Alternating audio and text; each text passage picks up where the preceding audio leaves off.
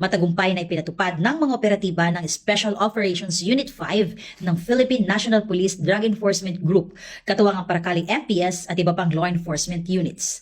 Ang search warrant na nagresulta sa pagkakaaresto ng suspect na kinilalang si alias Maylin, 51 anyos at residente ng naturang barangay.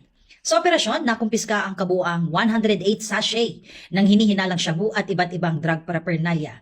Ang mga nakuhang illegal na droga ay may kabuang tinatayang timbang na 200 gramo at standard drug price na 1,360,000 piso o 1.36 million.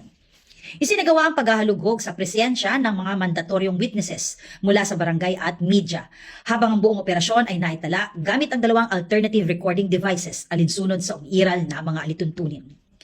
Isinagawa ang inventory at pagmamarka ng mga nakumpiskang ebidensya bago isinumite ang mga ito sa Camarines Norte Provincial Forensic Unit para sa laboratory examination.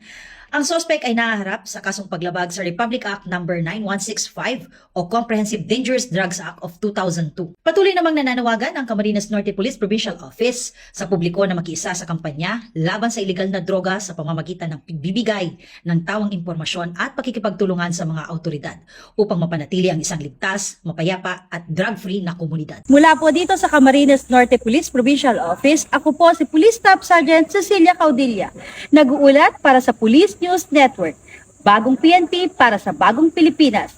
Serbisyong mabilis, tapat at nararamdaman.